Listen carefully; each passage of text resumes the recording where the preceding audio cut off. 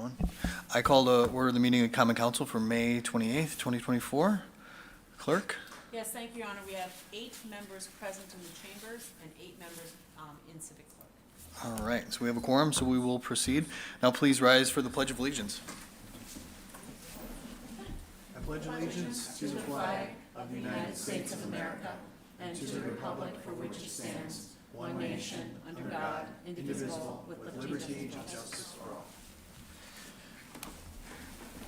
All right, entertain a motion on approval of the agenda.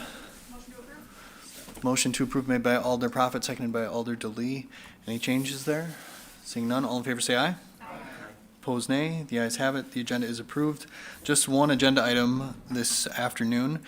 Under the Finance Committee's agenda to approve the Green Bay Press Gazette as the official newspaper of the City of Green Bay from June 1st, 2024 through May 31st, 2025. Funding source is the annual operating budget. So I would entertain a motion here.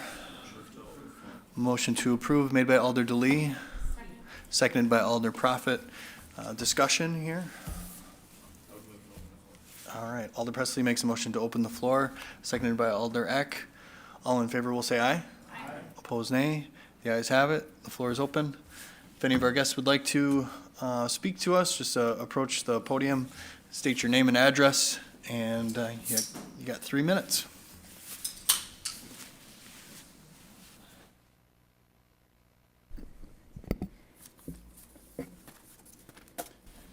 Okay, name is Mike Hollahan, 310 West Walnut, 4th floor, Green Bay. So thank you for everybody for being at this meeting. And I guess one of the things I'd like to say is if I say to you the lowest bid wins, everybody understands the lowest bid wins, correct? But if I say to you the lowest, You should try me. So sorry. that's all right. But if I say the lowest effective bid wins, that changes things. And I believe that years ago, the Green Bay City Council got it right and put the word effective in there and just didn't say lowest bid. And where I get that from is from the actual invitation for bid. That's where it says the city reserves the right to reject any or all proposals or to waive any technicality and accept any proposal that is deemed to be in the best interest of the city of Green Bay. My thoughts there are that we, the Press Times, are the heartbeat of the city of Green Bay. We're the official paper of all school districts. We're the official paper at this point in time of all municipalities. As far as high school sports, we cover all the high school sports, not just state championships. We're there on a weekend and week out basis. We don't cover just the main sports. We're covering lacrosse, we're covering swimming, in addition to baseball, basketball, and football. We're the official paper of UWGB Athletics. We're the official paper of the CP Telethon, of the Brown County Home Builders, on and on and on. We've intentionally integrated ourselves into the community because we saw that this community needed local news, local arts and entertainment, and local high school sports. This has changed the world right here. You can get all your national news for free, and you can get your flavor for free here if you want CNN or Fox.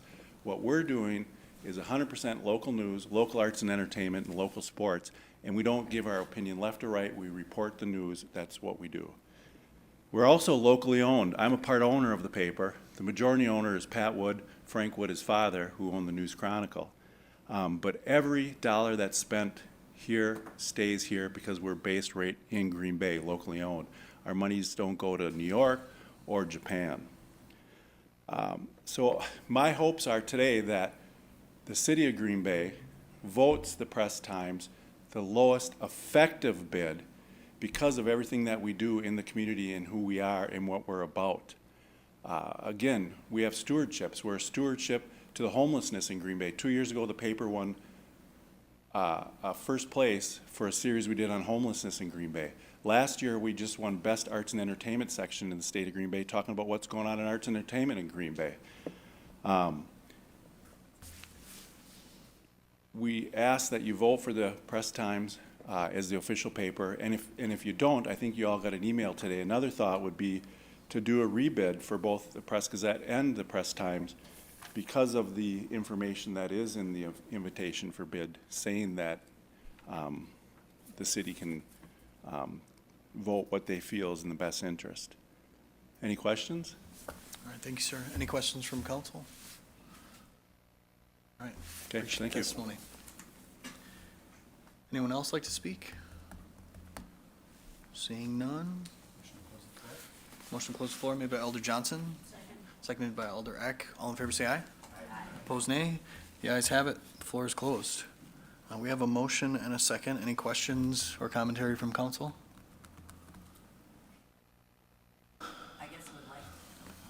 Alder Hinkfus?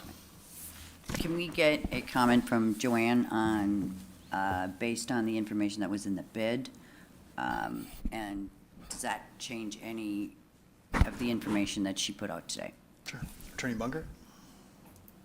Yeah, so if I'm understanding the reference correctly, I think the speaker was referring to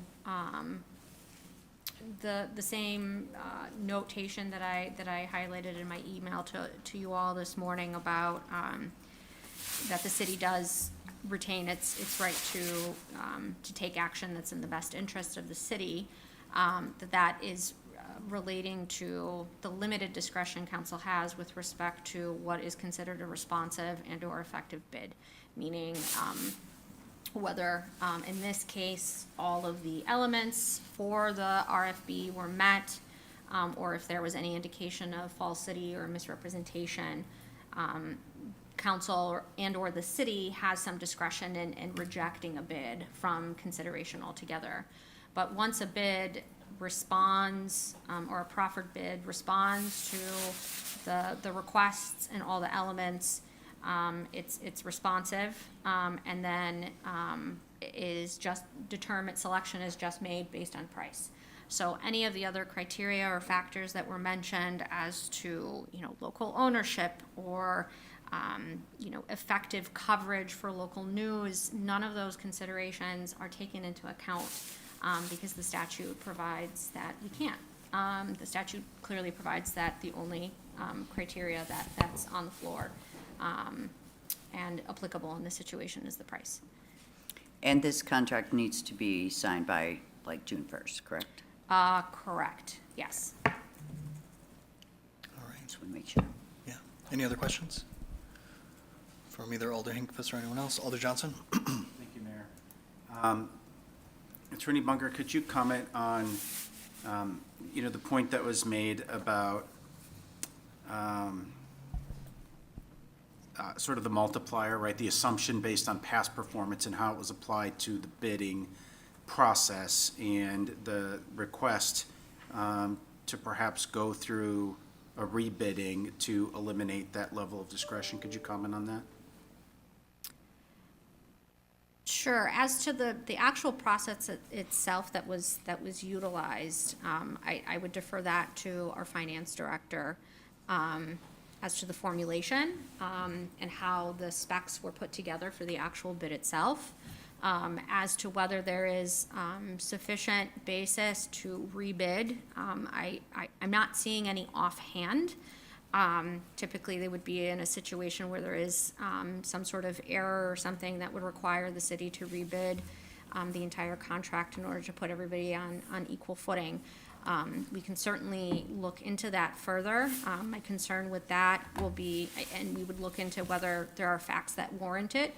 And also we would have to look into whether it's even permitted in such a situation, because I'm not even sure that that's a viable option in this aspect. But as to, and unfortunately, we don't have a lot of time at our disposal, and my concern with that would be that would put us beyond the deadline that we have placed on us in order to have a official city newspaper selected and be able to continue transacting city business. But as to the calculations or the parameters that were set forth, I would defer to Director Ellen Becker if she has any comments. Thank you. When we look at the information, Yeah, I went through and re-verified, run several different scenarios, and it doesn't matter which scenario we used. The numbers still showed that the lowest price and lowest bid was really still Press Gazette. It didn't matter what scenario I ran, different volumes, different lines, it didn't matter, because if you look at the numbers, there's only 1 or 2 lines where the Press Gazette is low, Press Times is lower than the Press Gazette. So it didn't matter what scenario that we ran. Okay, and then one more question, Attorney Bunker. Does the state statute require that this be a request for bid, or could we conduct this as an RFP?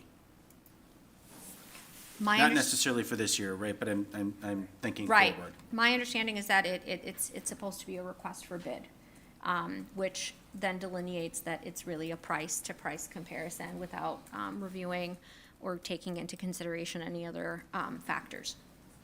Okay, and I recognize again that we're not going to be able to change that particular piece for this year, but I would ask that we get a little bit firmer interpretation of that to really understand what level of flexibility, if any, this body has, you know, what statute allows versus what it doesn't allow. All right, thanks, Alder. Any other questions or comments? Alder Prophet. Yeah, not necessarily a question, just a comment. That it's being framed, in my opinion, as, you know, pitting one against the other, and how I'm voting today is based solely on what the state statute says. I don't like that we are potentially opening ourselves up to litigation.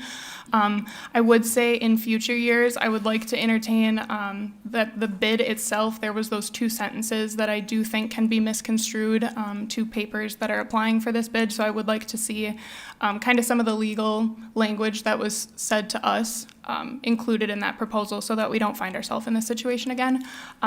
But I have nothing against the Press Times. I think they do phenomenal work, and that is not why I'm voting tonight. Or this afternoon, actually, solely based on state statute and the legal implications for myself.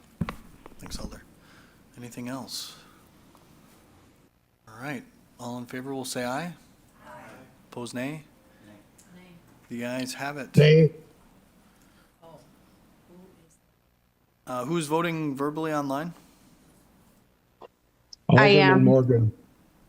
Alder Morgan and Alder Grant? Yes. Yes. Just give me 1 second because they did not sign in the civic clerk. So we have Alder Morgan and Alder Grant. Yes? Yes. Okay, so just give me a second. Alders Morgan and Grant, are you capable of voting on your devices? I am not. Okay. We do have a request to use the board from Alder Stevens, so we will do that. Yeah, they're not. Okay. So those that can vote by device will do that. If you don't have a device, just vote verbally. Alder Morgan votes nay. Thank you, Alder. Alder Grant votes yes.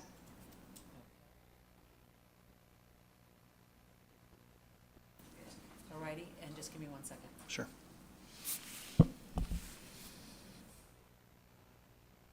Thank you, you may vote.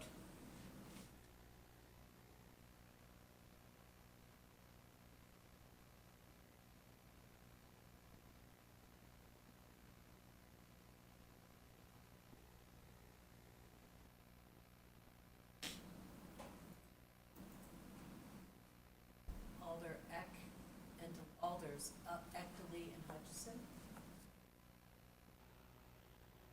Alder Eck? No. Alder Lee?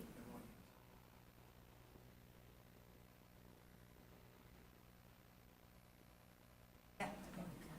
All right, and that's everyone? All right, it looks like 7-3. Yes. All right, that is approved. On to adjournment. Move to adjourn. Motion to adjourn by Alder Johnson. Seconded by Alder DeLee. All in favor, say aye.